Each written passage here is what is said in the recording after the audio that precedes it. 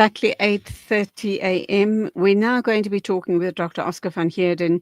He is a senior research fellow for African diplomacy and leadership at UJ, and we are looking at the outrageous allegations of Afrikaner killings. Donald Trump has announced that no American government official will attend the upcoming G20 Leaders Summit in South Africa, claiming that Afrikaners are being killed and slaughtered and that their land is being illegally confiscated. And I guess my big question is, who are his advisors? Who's feeding him all of this drivel that he takes such impulsive, outrageous actions and makes all of these statements? So let's hear from you, Dr. Oscar van Heerden. A very good morning to you. Welcome to the program. Good morning, Julian. Good morning to your listeners. Lovely to have you on the show. So let's look at the statements posted by Trump on his Truth Social platform. This was on Friday. He goes on to say that it was a total disgrace that the global summit will be held in South Africa, which is set to host the world leaders in Johannesburg in just 3 weeks' time. And he just believes that none of his officials, government officials, will be attending, I guess, in total pushback to what he believes is a genocide against Afrikaners in South Africa. Yeah, it's completely baffling, Julie, in terms of, as you say, who is telling the president,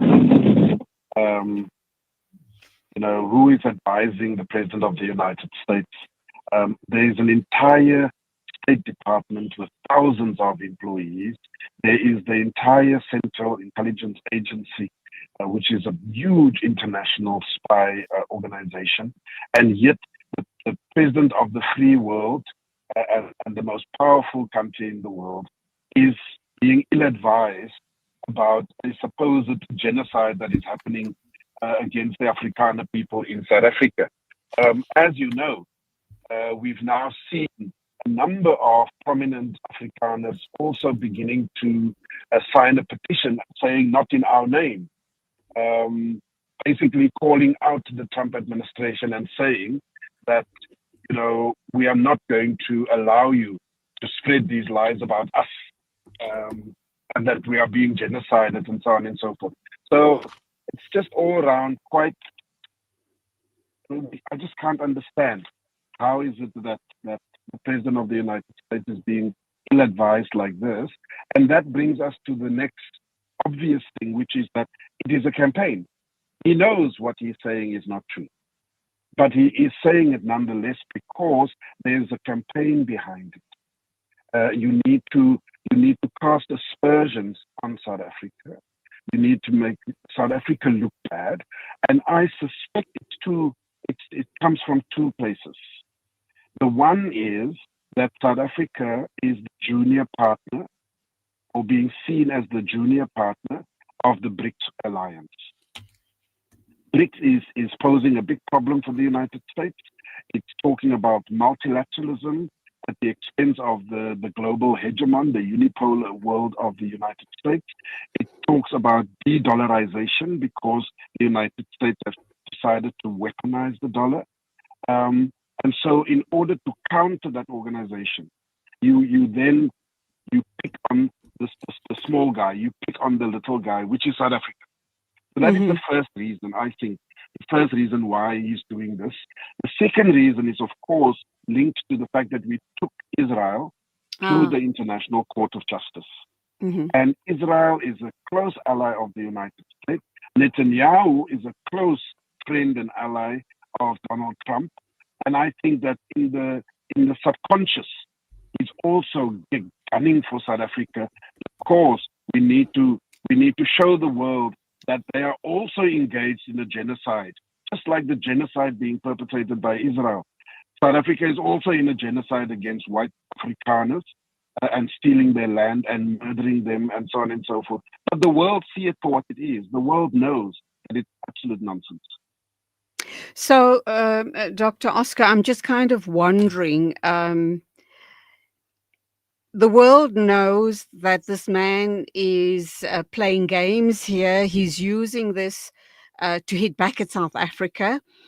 And I'm wondering what sort of impact will his ramblings have on other countries and their response to us as South Africa? And do you think that because he's making all of these outrageous statements, that it might have a negative impact on the G20? Do you suspect that perhaps other countries might pull out? Not only because of Trump's ramblings, but because he is going to pressurize them into pulling out. And perhaps then the G20 collapses. Am I being Yeah, no, too am I being too negative here? no, not necessarily. I mean, you never know what to expect from Trump, of course. But I don't think it's going to work. I don't think that pressurized, because we are talking of the 19 largest economies in the world. They are unlikely to be bullied by the United States and by Trump.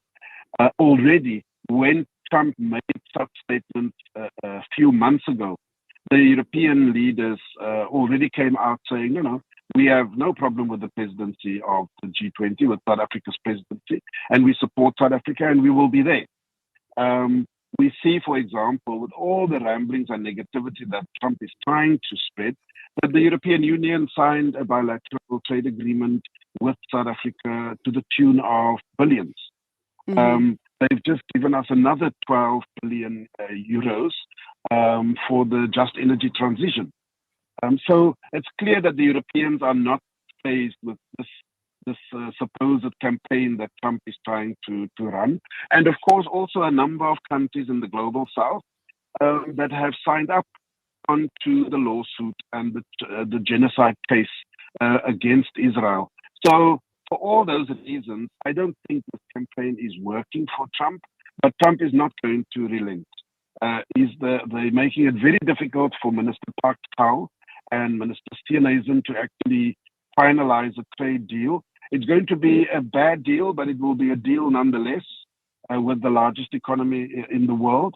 And I don't think that people are going to feed into this negativity and these lies and falsehoods that's being spread. And so that's the first thing. The second thing is that the G20 is going to happen without America, whether they like it or not. He says one thing, as you know, no officials will come. They said that right at the beginning of the year, and yet they instructed their staff at the embassy in Pretoria to attend the various meetings and so forth, because they also don't want to completely be excluded. The baton is supposed to be handed over from President Ramaphosa to the United States, and whether it is J.D. Vance or whether it is going to be a junior official from Pretoria, so be it. There's no skin of our back necessarily.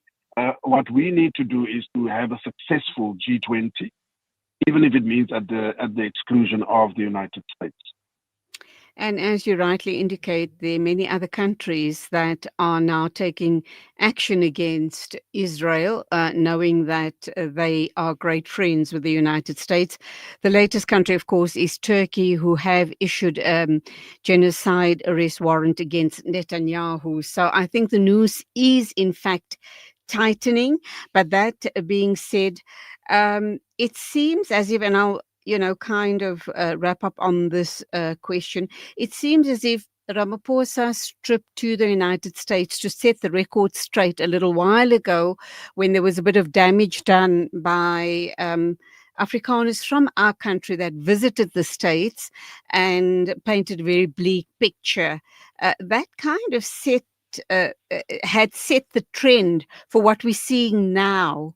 Regarding the United States stance against us here in South Africa, and also the fact that Trump has made statements that he'll take in as many Afrikaner refugees into the United States, but refugee status is being denied to brown and black people from other countries globally.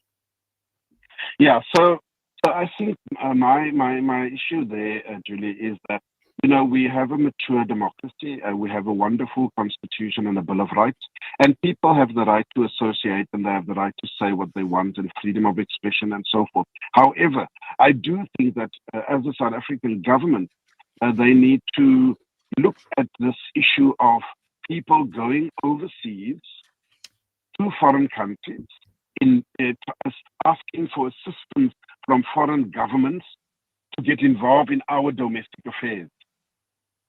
I think that there's a very thin line between you can do and say what you want and you can go and meet whoever you want, but to advocate a negative falsehood and solicit those countries like the United States and some European countries to want to get involved in our domestic affairs to the extent there where Trump even wants us to change our domestic laws that talks of redress of the apartheid era. They don't want us to have associations with certain countries like Russia and Iran and China. There's a thin line there, and I think we need to become a bit more strict to some of these very ultra right-wing conservative Afrikaner groups in South Africa that is beginning to get involved in foreign policy issues to our detriment. I think the government needs to come up with a set of rules and regulations that says if you do that, then there's a problem. Okay, I'm going to play devil's advocate here and put something to you. Not only in South Africa, but globally, there is an unemployment issue. So we're finding masses of young people migrating or going to different countries looking for opportunities. It's no different in South Africa. We have a huge unemployment issue. Our youth are becoming terribly despondent. And even the minority groups within the country are looking for opportunities abroad. This would then kind of fuel a very um, negative picture of South Africa when white young people are looking for opportunities and saying that the situation is bleak in South Africa. I think we as South African, our government needs to start addressing that issue so that our young people, our brains remain in the country. Already we're suffering the brain drain, and all of our resources remain in the country to make South Africa a really viable place to be in.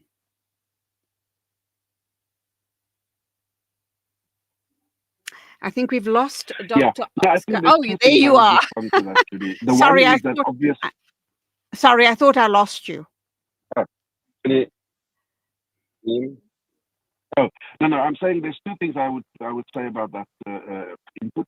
The one is that obviously any country, including South Africa, needs to try and have an economy where they can employ their own citizens, young people across the board. That is something that we must strive towards, and that's something that the government is preoccupied with, of course. However, I think there's nothing wrong. We live in a globalized world, a world that is very interconnected. And it is commonplace nowadays for young people to go all over the world looking for opportunities, looking for jobs, and so on. Their skill set in different markets. I don't think we should have any problem, and Trump certainly shouldn't have a problem. I mean, we have 600 U.S. companies that are operating in South Africa, creating employment. So I don't think it's a problem for our young people to go all over the world looking for opportunities and looking for work, because indeed they can't find it here. But I do think that needs to always be high on any government's agenda to try and grow the economy, to stimulate the economy so that there is enough employment, because as you know, unemployment is quite high in South Africa. Yeah. That's where we're going to leave it. Dr. Oscar van Heerden, Senior Research Fellow for African Diplomacy and Leadership at UJ. Thank you indeed, always, for your inputs on all of these political issues, global political issues, which has a huge impact as well, globally and locally. So thank you, God bless, and go well. Always a pleasure. Thank you. It is exactly 8:45 a.m. This is News and Views moving along, and next we're going to bring you a really soft story, and this is about someone wanting to go on Hajj, inshallah, at the ripe old age of 70. So stay with us for that story.